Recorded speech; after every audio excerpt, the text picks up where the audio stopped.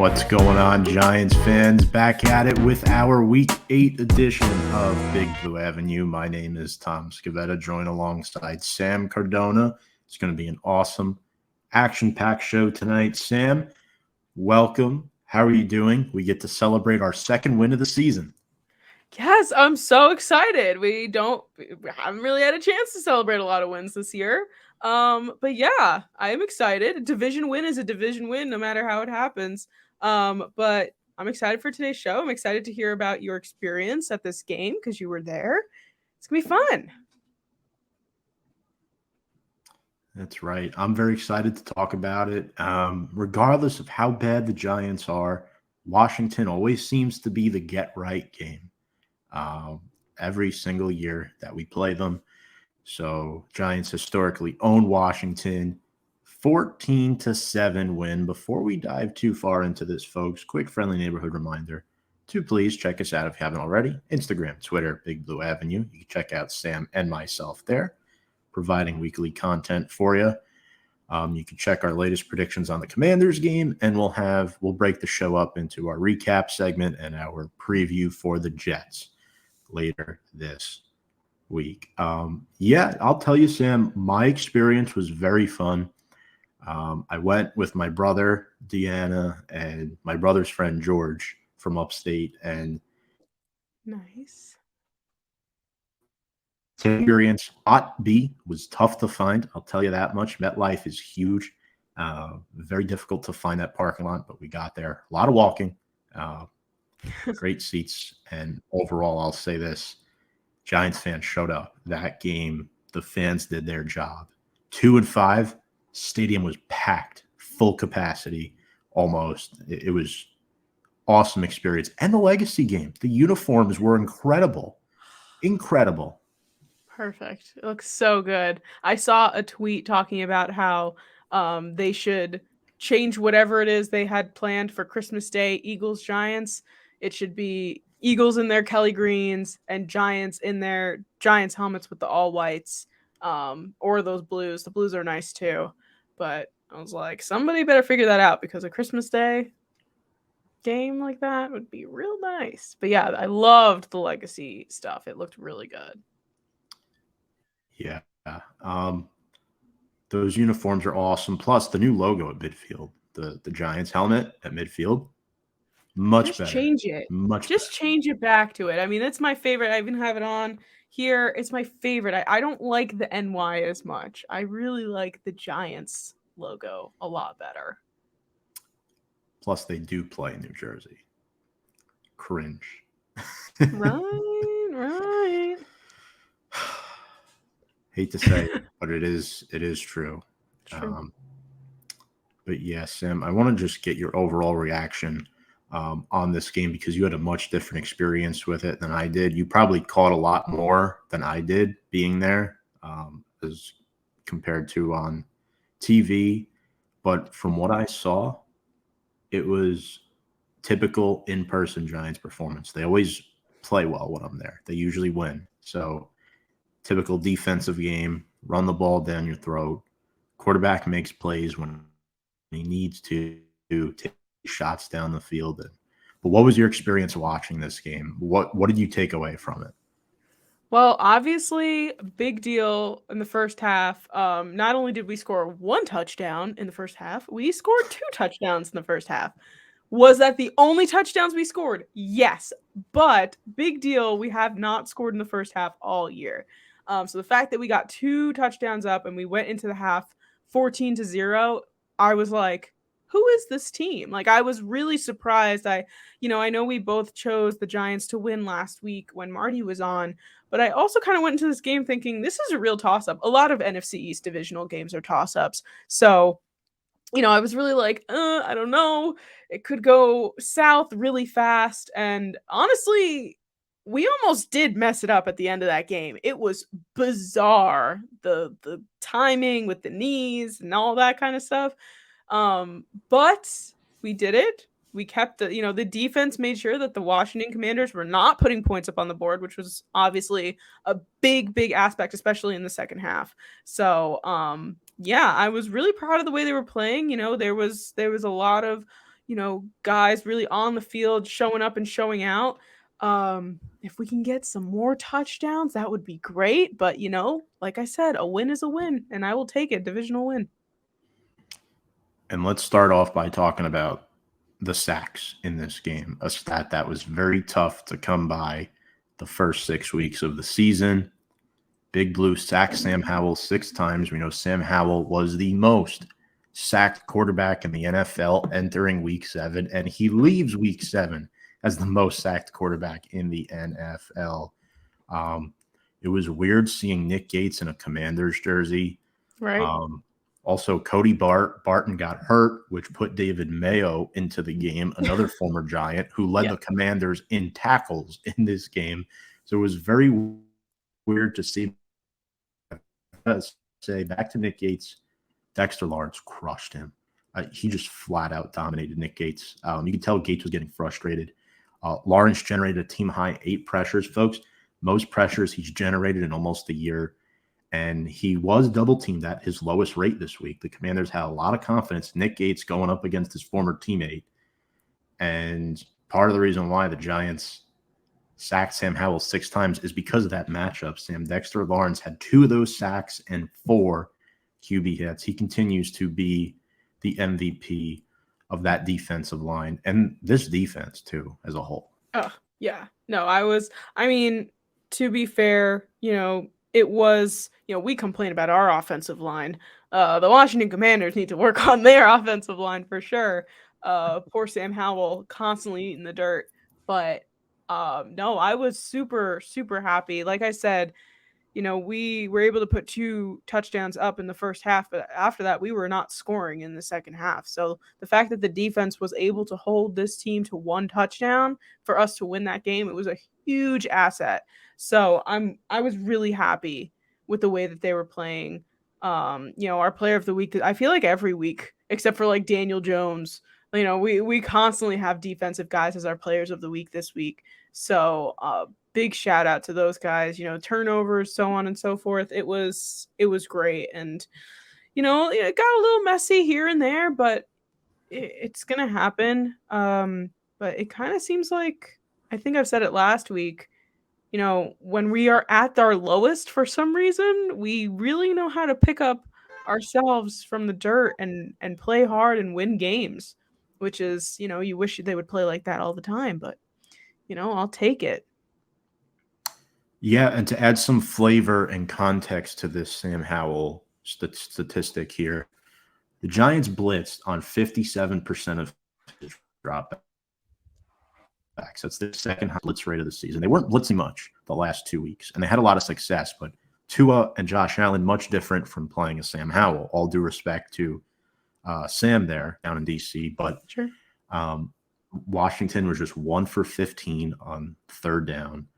Kayvon Thibodeau, 1.5 sacks. He was really good. Leonard Williams had a sack as well, 2 QB hits and the blocked football, and Howell just had a 60.5 rating. Sam, this is a team that led majority of the game against the Eagles, only lost to them by 3 points.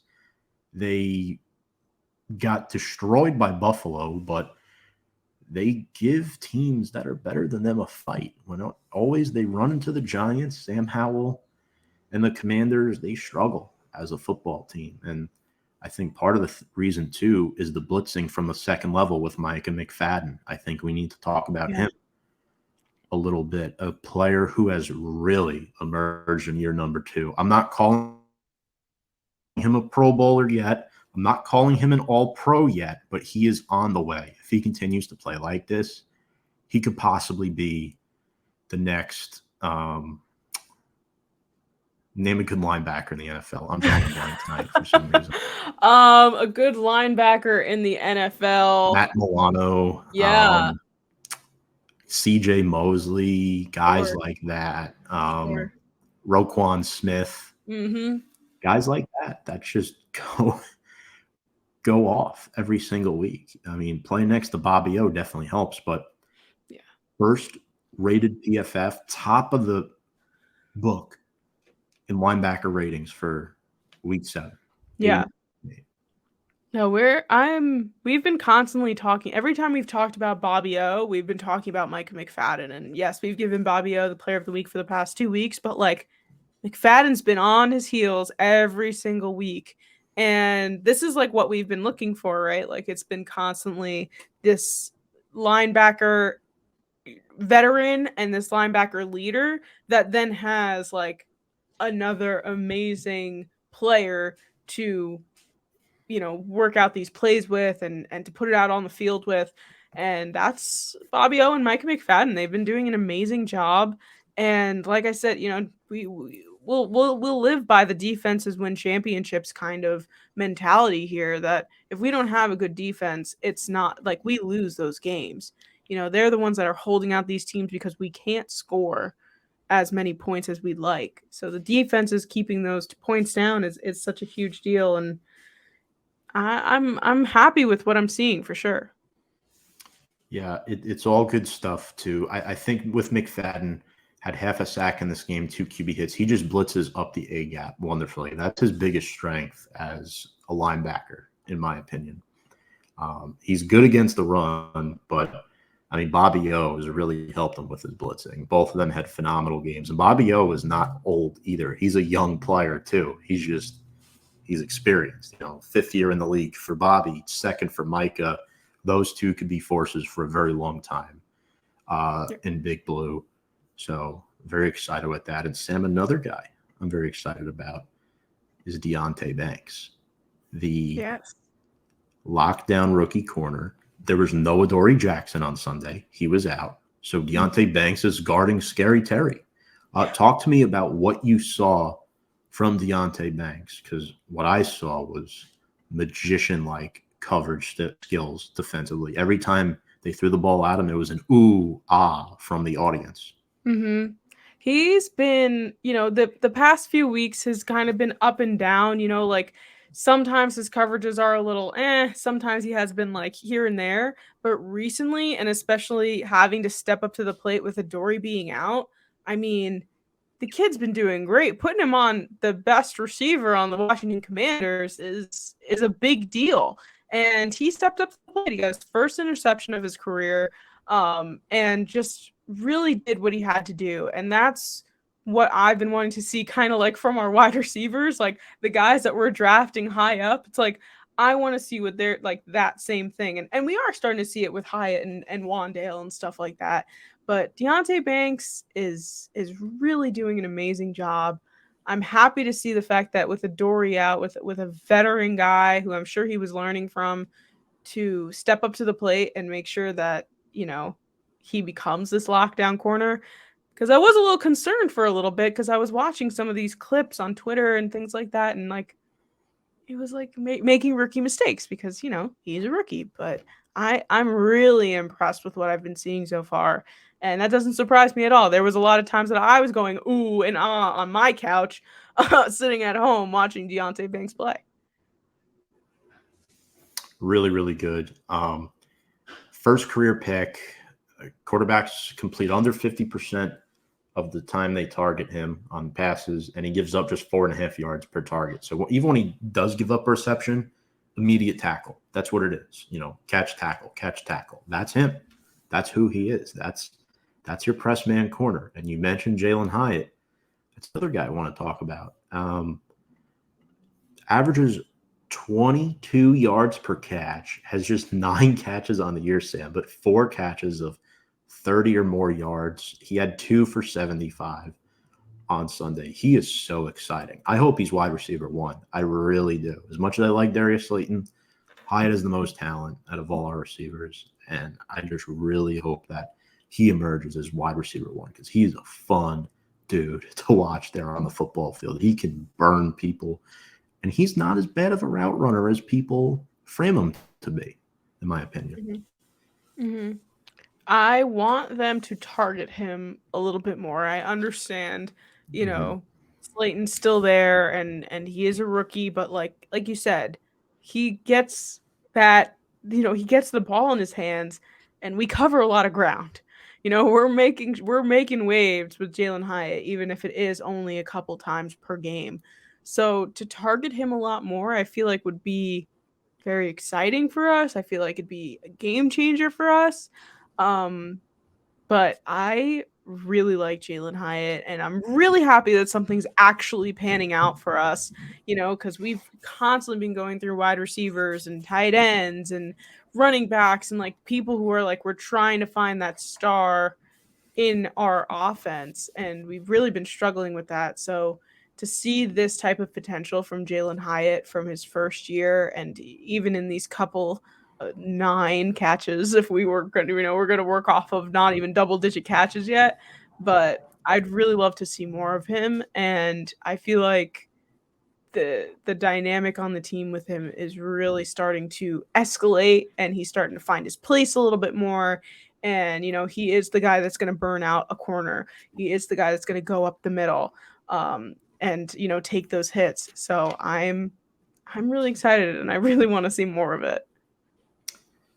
And for people who are concerned about Hyatt, just to add some context, rookie receivers, it's not as night and day as people think, right? Jackson Smith and Jigba, who I believe was the first receiver taken in the draft, Yes, finally broke out this past week for Seattle in week 7. He was pretty much silent the first 6 weeks of the season. He was nowhere to be found. Quentin Johnston, another first-round receiver for the Chargers, has yet to get over 4 fantasy points in a game this season. He has been non-existent. He's been stuck behind Keenan Allen and Josh Palmer in L.A. So I wouldn't really make a judgment on Hyatt just yet. I think there's more positive than negative with him for sure.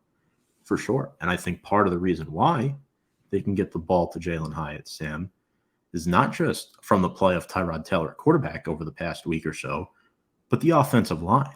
The offensive line, I'm not going to say it's good, but it's getting pretty close to average right now. I mean, with the shuffling that's been going on with Pugh, McKeithen, Bredesen at center out of his natural spot, Mark Lewinsky, who I'll pull this up for you, 97% pass block win rate over the last 3 weeks, 9th among qualifying guards in the NFL. Remember, 2 guards start on each team, ladies and gentlemen.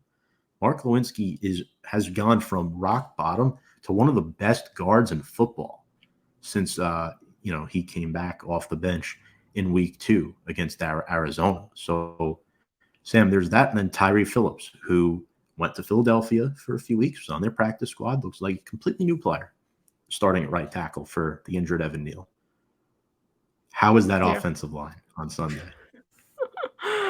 It's so funny because we've been talking about how bad this line is, and yeah, they are getting to be average, and like, it's sad to say that that's the improvement, but an improvement is an improvement, So I actually, when we were talking about Mark Lewinsky here, I did have this PFF tweet, and he said Mark Lewinsky in his last 2 games has 79 pass blocking snaps, 1 pressure allowed, and 0 sacks, which is like what I've been trying to say poor Daniel Jones needs is the time.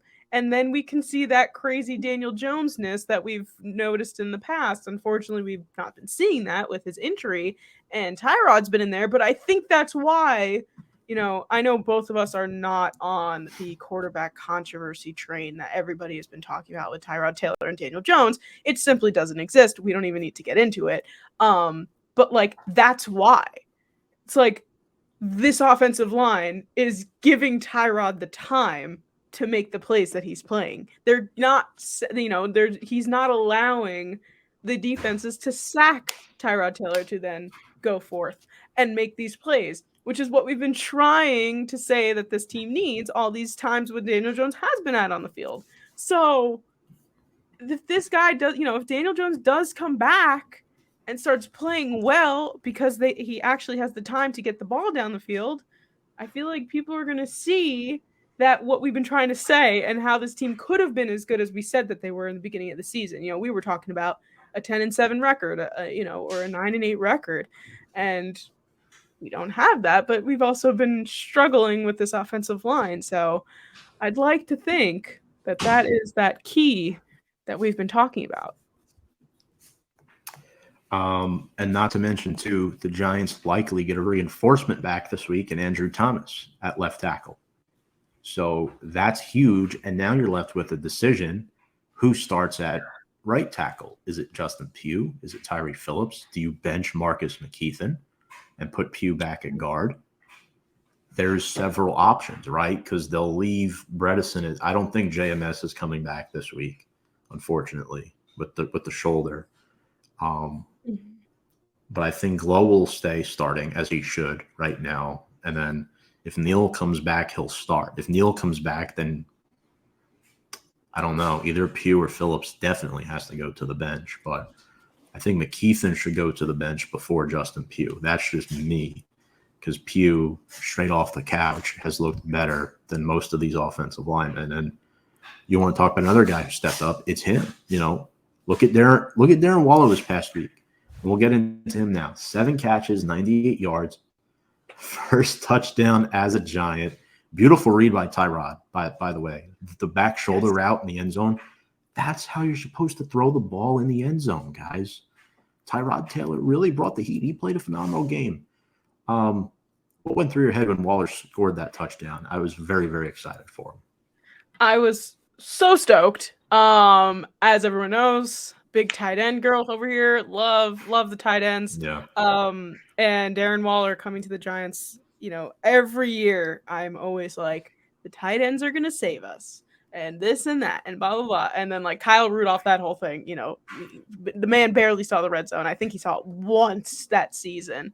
So the fact that Darren Waller has now familiarized himself with the red zone and is connected into the red zone is a huge deal. I'm super, super excited about it. I want to see it more. He almost did have it in that game against the Bills last week. Unfortunately, we're not going back in time, but unfortunately that didn't happen. And I was stoked. Like, out of all of the people to be scoring touchdowns for us in the first half, Darren Waller is 100% that guy. I want to see a touchdown from him in every game. And I did toss it in the script here. He scored his first touchdown of the year. And his wife is Kelsey Plum, who just won the NBA national championship with the Las Vegas Aces. So it's a big week for the Waller Plum household this week. So super excited for Darren. And the Aces beat the Liberty, the New York basketball team. So there you go. There you go. Double whammy for the Waller/Plum family this week. So congrats to them. Sam, couple more just tidbits I want to mention before we get to Tyrod Taylor. Barkley, he lost that fumble.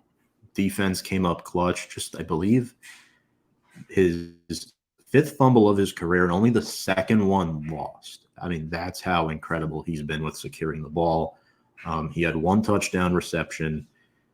Shep lost the fumble on the punt return. That was the only touchdown the Giants surrendered the whole game. The defense forced a 3-and-out. Shep fumbles the punt, and then Washington takes advantage of a short field in the 3rd quarter. Brian Robinson touchdown. So, I don't know about you, but we can't really fault the defense for that. No, I mean, unfortunately, that's clearly on Shep for mishandling that punt. Yeah, I think so. I know we'll go over the transactions and stuff, but I know we did bring somebody on for special teams, kick returner. So that's gonna hopefully be a game changer for us. But yeah, this at some points there's these times in football games where a mistake happens and there's really only so much you can do, and like only so much that could fix the problem. But yeah, it was unfortunate, but hopefully these guys coming in will be able to kind of fix those problems that we've been having with that. I agree. We'll definitely talk about Gunnar Olszewski and Jashawn Corbin in just a moment, but Pinnock had a great game. Beautiful stop on that 4th down play. The throw to Jahan Dotson blanketed him. McKinney got into it with Nick Gates. I thought McKinney had a solid game. Gates got up in his face on that one play. Unfortunately, that was an illegal hit for X, by the way. You can't do that, especially in the modern-day NFL. I want to give Nick McLeod a shout. He had a nice pass breakup in the game. I saw it. Crowd erupted when he made that play.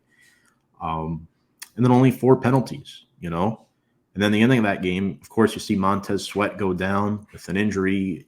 I don't think it was a legit injury, in my opinion. I never like to assume that, but the entire crowd said it was not a real injury. So, and then Washington was out of timeouts. So I don't know if Rivera told him to go down or if he was actually hurt, what happened, but the game ended because there's under 40 seconds left. They don't have any timeouts. Injured player, Washington gets the ball back if Sweat doesn't go down. So Giants got a little fortunate there. But Tyrod Taylor. Comment from Kevin Mondello. Great win for the Giants against the Commanders. Do we start Taylor again next week versus the Jets?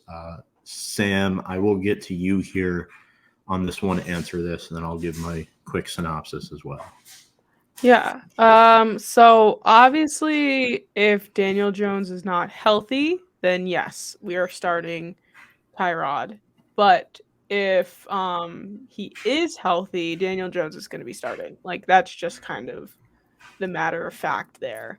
Like we were mentioning before, there really is no quarterback controversy here.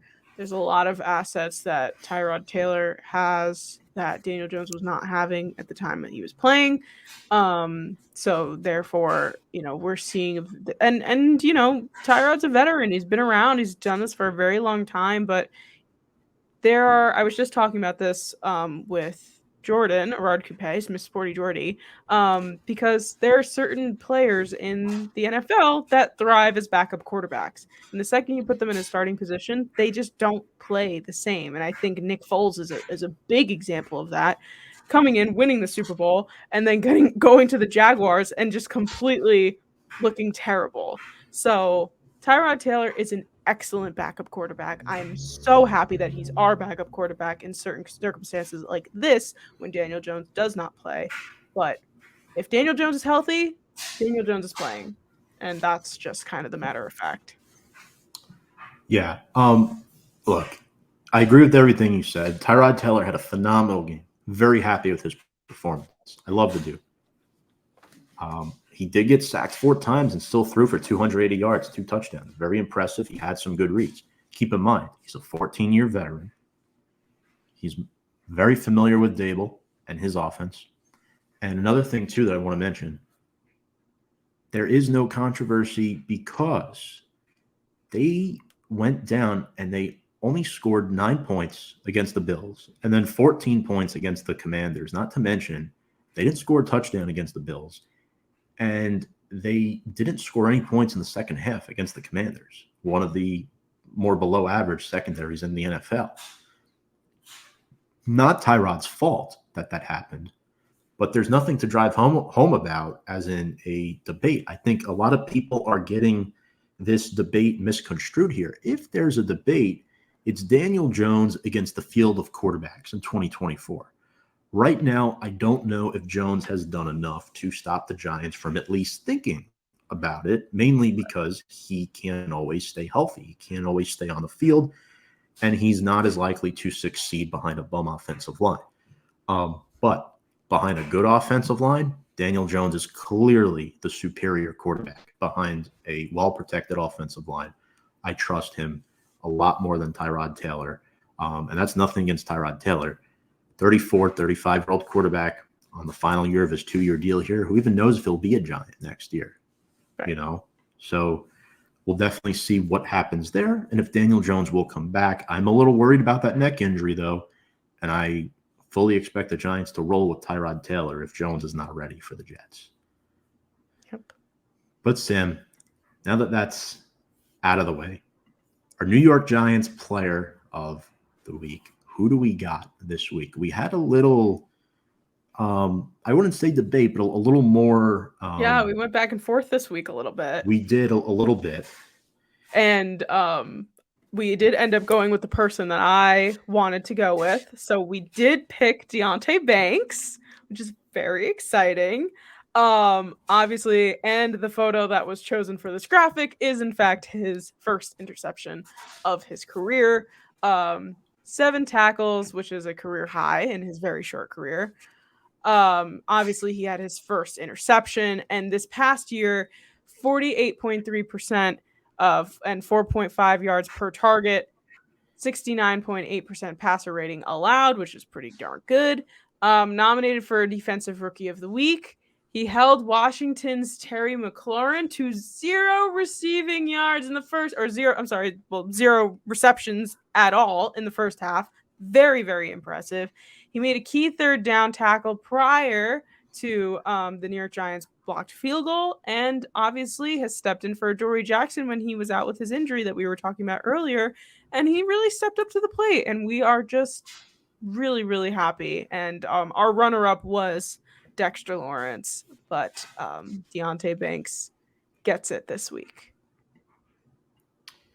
Yeah, great choice. I do think, as far as things go, Deonte Banks is the cornerback one of the future. I do think they'll move on from Dory Jackson probably after this season, unless he comes back on a cheaper deal, which is not likely. I'm very happy with what Deonte Banks has produced in his rookie campaign. So, Giants have made some moves. I want to start off with this first one. Sam Gunnar Olszewski is now a Giant, former New England Patriot and Pittsburgh Steeler, former All-Pro, first-team All-Pro with the Patriots in 2020, 75 career punt returns with the Patriots. He averages 12 yards per return. The average this season in the NFL for a punt return is 9.8 yards. 26-year-old player, short guy at 5'10", played at a Division II college. And Sam, I think it's important they brought this guy in. I know he's had some fumbling issues in the past himself. That's why he was cut by the Steelers. But Eric Gray is just not a punt returner in the NFL. He's a running back. He's not a punt returner. Third muffed punt of the season, and he got hurt. What do? They put Shep back. He muffs a punt, loses it, and then Darius Slayton finishes the game as a punt returner. So I think this move was much needed. Not only this, they also brought back Jashawn Corbin off of the Panthers practice squad, who was with the Giants last season. But do you suspect either Olszewski or Corbin potentially getting involved with the special teams play this week? I think definitely Olszewski might get a crack at returning because he's a vet, but I want to hear what you think about this one. Yeah, I would agree. I would think that obviously we were drawing straws there trying to figure out who was going to be in the backfield there catching the punts, because when you got to go through this roster of guys just to have somebody return the punt, you want to have it seems like such a small thing, but it's a huge part of the game. It really sets up for that drive. And to have somebody who specializes on the special teams, obviously, for the kick returning, Gunnar Olszewski obviously knows what he's doing. And, to have somebody who's just a little bit more used to and practiced in the past, obviously, Patriots is pretty decent to have somebody come from there. So I'd like to think that we have a pretty good, solid punt returner here, and I hope they bring him up from the practice squad and we just see him, and that's his job. His job is to return the punts, and that's okay. And guys that do that, there's some really amazing punt returners in the NFL, and that's all they do. So to have someone who specializes in it is A-okay with me. Yeah, so I'm not super high on this, but they had to do it. They were forced their hand to grab anybody with punt returning, kick returning experience. I like Olszewski as a punt returner. My thing is he has similar issues to what our returners have been having. The difference is he's experienced. He's very experienced. And, his first name, Gunner. Gunner on special teams. You have Nick McLeod, who is our primary gunner. So now you have an actual guy named Gunner on special teams. So hopefully he does well. I'm rooting for him. I hope he fixes his issues and he develops a home here. Maybe it's a change of scenery that Olszewski needs. Who knows? I'm thrilled Jashawn Corbin is back, Sam. I think this is more of a move because Gary Brightwell got hurt, and then Eric Gray got transferred to short-term IR today along with Matt Peart. So they'll both miss the next 4 weeks. Really sucks about Eric Gray and Peart as well, but Gray in particular, rookie, you want to see what you can get. Matt Pert, we kind of know we're moving on from him after this season. So it's definitely disappointing to see Gray go on there, but they also went ahead and they got another running back. Joe Shane is all over this waiver wire. He is all over it. When your team is 2-5, he is making moves like the team is in position to make the playoffs. I know the Giants are only a game and a half back of the wild card, as crazy as that sounds right now, Sam, but Justin Hollins signed from the Packers, outside linebacker. No, Jihad Ward, clearly not a starting pass rusher in the NFL without Aziz in the lineup. And then Deon Jackson, a guy who played for the Colts and is familiar with Mike Rowe, our receivers coach. And you know what's funny, Sam? They claimed them off waivers from the Browns, who just played the Colts this past week. So there's rumors the Browns literally just signed Deon Jackson to scout the Colts and help them beat the Colts. I love that idea. I love that he has to play the same team again. That's hilarious. But yeah, no, I mean it's I'm working with it to be only a game and a half behind. I hate the hope, but it's there just because of our division. So I gotta do what you gotta do, and Joe Shane's doing it. Yeah.